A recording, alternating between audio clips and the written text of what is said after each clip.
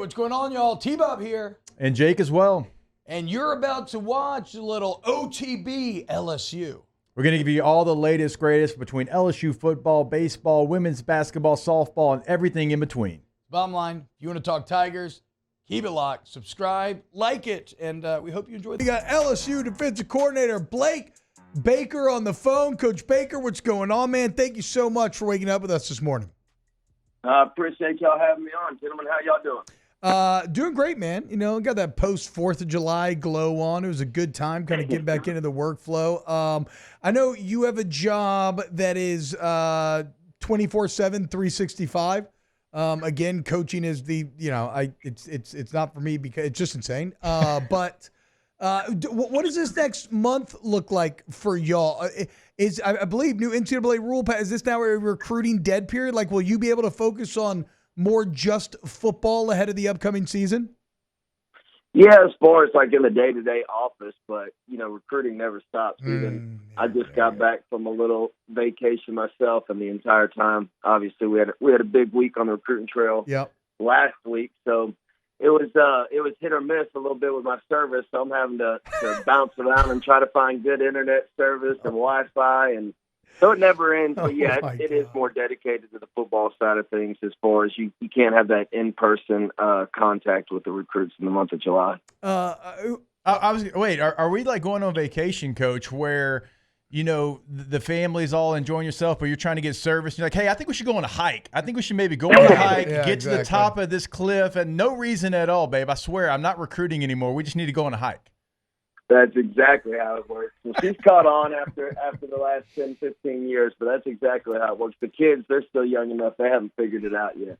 All right, Coach, I got a bunch of questions I want to ask you, but I want to start here. So, I'm going to get to Deone Clark specifically because that was one of the most amazing turnarounds I've ever seen from one season to the next. But you get to LSU, you join a staff that's a bit originally, right, in a bit of a perilous spot. But you're like, no, I'm going to attack this thing, do the best I can. You end up doing an incredible job in the transition. For whatever reason, how these things work, you are forced to go find your fortune elsewhere. You go to Mizzou, kicking complete ass there. Obviously, Mizzou having more team success they've had in forever. And so everything's going really well at this point. And then you get the call from LSU to maybe come back to Baton Rouge. What went through your mind? What were those days like in which you're kind of wrestling? Man, I have such a good thing going. What do I do? What went through your mind at that kind of crossroads there? Man, I'll be honest. It was a tough, 48, 72 hours. And only because, Coach Drinkwitz in Missouri was really, really good to me. Like you talked about the success that we were having, how much fun we were having as a staff. And there were a lot of hard conversations with my wife and Coach Drinkwitz. He was doing a great job recruiting me, coming over unannounced multiple times in that 72-hour span. They didn't have a no contact period for me, so he took advantage of that. But at the end of the day, it's LSU, and this is home for us, and this is family, and obviously being here and being familiar with some of the players that were on the roster, and really familiar with some of the staff that was already in place. We felt like this was just the best opportunity for us and our family. Coach, I want to ask you about the staff that you brought from Mizzou with you down to Baton Rouge. Obviously, this is, a group of people you're very familiar with and you trust being, to bring them from Como to Baton Rouge. But T-Bob and I were talking about it earlier, like you start talking to people around the business and they can't stop talking about some of the guys that you brought over. Why was that important for you? And kind of tell our listeners who you're bringing to Baton Rouge with you. Yeah, Coach Kelly was awesome, throughout the hiring process, not only for myself, but then when we started talking about staff. And the neat thing about really all four guys that we were able to bring in, I've worked with previously. So, starting up front with Kevin Peoples, he's a guy that I tried to hire way back when I was at Louisiana Tech, and it didn't work out for whatever reason. So then when I got to Missouri, it was a no-brainer to bring them down here to Baton Rouge. And I'll say this, the one thing, having experience with all four of these guys that I'm about to mention, I can say from the bottom of my heart, I do believe we have the best defensive staff in the country. Yeah. And that's not only just from an X's and O's standpoint, but the way they're able to build relationships with the players, the way they're able to get the most out of their players is second to none. So, Kevin Peoples is an experienced guy. He really helps me a lot in our third down package. I call him a mad scientist, man. He's always looking. Him and Marucci have gotten really, really close. He's always looking at an advantage, to how can we get to the quarterback that much faster. Then inside with Bo Davis, worked with him at the University of Texas years ago. So I've known about Bo for a long time, know what type of developer of talent he is. And I was just at a big family reunion where, unfortunately, there's a lot of Longhorns in my family, and they were all a little butthurt about me bringing Bo and him able to recruit some of the guys that we've been able to recruit in the past week. So, but he's a master motivator. His kids absolutely love him. They'll jump on a sword for him. Corey Raymond, the architect at DBU, obviously worked with him last time I was at LSU. The one thing I'll say about Corey is he's not just a technique guy. He wants to know overall concepts. And I think sometimes that gets lost, especially with cornerback coaches, but he wants to know big picture why we're doing what we're doing, which in turn helps the kids. And then obviously Jake Olson's been my right-hand man here at LSU and up there at Missouri. And can't credit Coach Kelly enough for letting me to bring him on as one of the 5, assistants on the defensive side of the ball. But he's one of the youngest, brightest, up-and-coming coaches in all of college football. He was integral in the game plan last year with Tennessee whenever we were able to hold them to 7 points. But he lives, breathes, and dies football. That's all he thinks about. So it's a great staff, excited about them, and can't wait to watch us continue to gel here in the fall. Well, and it's crazy because, you talk about being a young up-and-comer. Like, that was you, right? And now you're the man. You're the comer. You're there. And one of the, really so much of that work was done at Mizzou. But when I was, we cover LSU every year, and watching what happened to Deone Clark from one year to the next is, frankly, I've just never seen it before. I was sitting here doing my media blowhard thing, just ignorant, like, oh, this might be like the worst inside linebacker I've ever seen. LSU's this is pathetic, blah, blah, blah. And you aren't the only one. And then the next year he goes for 135, 15 tiffles, 5.5 sacks. Not going from okay to good or bad to good, going from bad to great to elite. What does that process look like when you look at a player and you think, okay, how can I maximize this guy's potential? What's your process?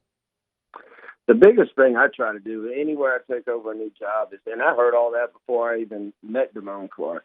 Everybody from the head coach to the janitor, in that building told me that Deone Clark cannot play inside linebacker. And I really try to block out that, I want every kid to have a fresh slate, if you will. So, I'll watch 10 or 15 clips. So I'll have the GA make a point of attack. And that's really just to see athletically, who they are. And when the opportunity comes to make a play, are they able to make it? And that's really, because I don't know what they've been taught. I don't know how they've been taught. I don't know what scheme they're running. So I do that kind of with every place I've ever been.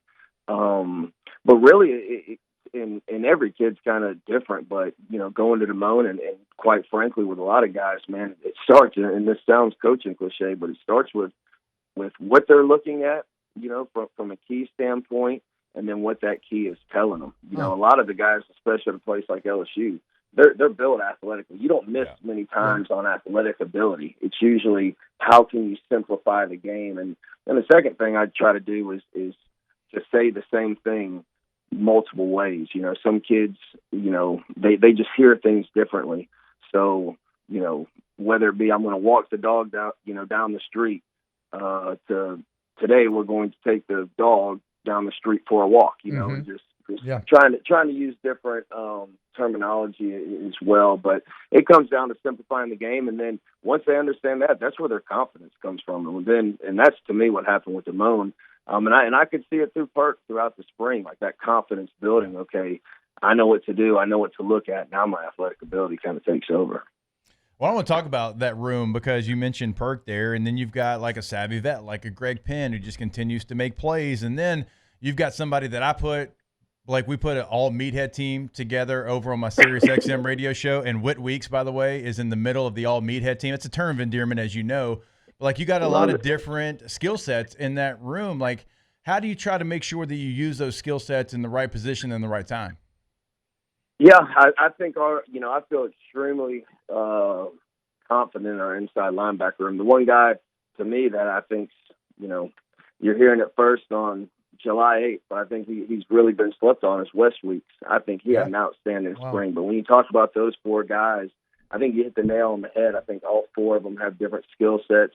All four of them are really, really good college football players. So that's one of the challenges for me, honestly, going into, fall camp is you want to get guys really good at a position. And then once they do that, now it's okay, how can we move these pieces of the puzzle around? How can we get them on the field more often together? And that's something that we're definitely toying with, throughout the month of July and going into fall camp, because I think those are four of our best players on defense.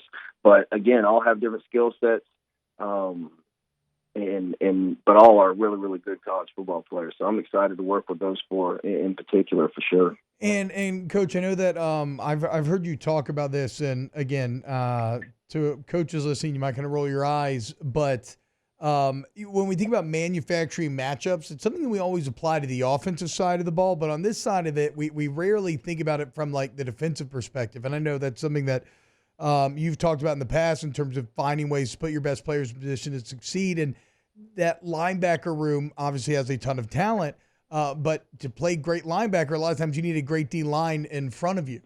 And that's a position group. I mean, big commits here just during this last week, right? So the future looks very bright, but this is a year where you're going to be, from a personnel standpoint, you're going to have to really try to maximize some guys. So how do you approach a position if it could be anyone, but you look at your team and say, okay, you know what?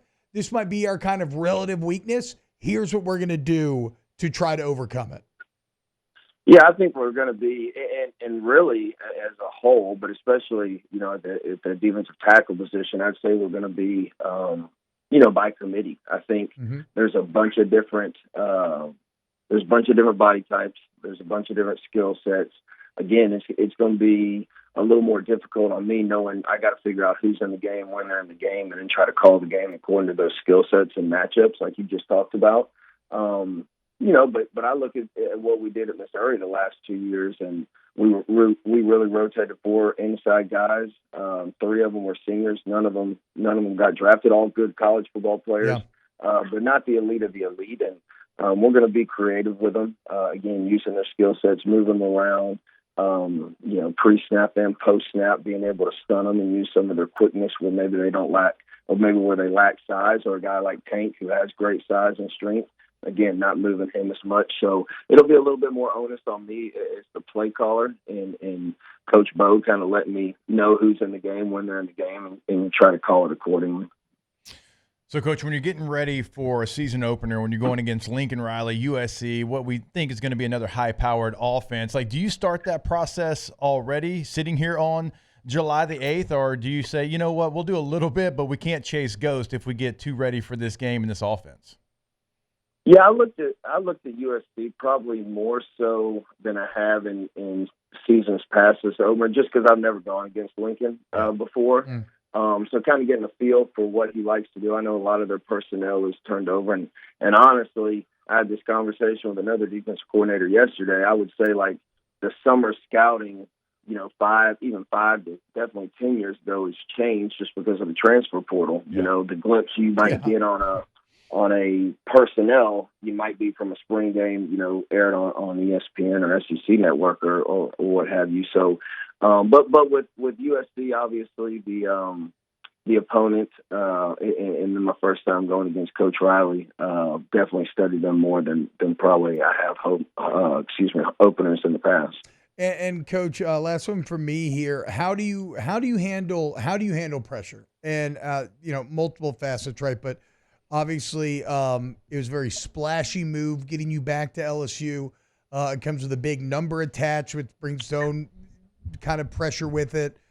Last year, the struggles for the team were so obviously on that side of the ball. Now you're kind of being painted as, okay, here's going to be the savior, and it's a Sunday night matchup against USC and Las Vegas. How do you seek to kind of handle all of that? I think the biggest thing is we continue to preach to our kids is preparation. The more prepared you are going into a game, the less quote unquote pressure you're going to feel. Mm-hmm. And honestly, kind of, the biggest difference I would say between here and Missouri is, I run into fans here and they think we're going to be the 85 Bears. So it's kind of tempering those expectations a little bit too, with our own players. It's like, we don't have to be perfect. And really this spring, it was all about, playing to the LSU standard performance from an effort standpoint. That was something that I noticed very, very early on in spring. That was not up to our standard. Now, I think as the spring went on, they're definitely getting to what we want from an effort standpoint. So now it's going to be more about discipline and accountability and execution. But it starts with how hard we play. I truly believe you can correct a lot of mistakes just by playing hard and 11 hats getting the football. And, again, going back to tackling, I know that's a big point of emphasis is you're going to miss tackles, but if you got 10 other guys flying the ball, it's not going to be explosive plays. So, those are probably the two biggest things is our pressure is our tempering expectations and how hard we play.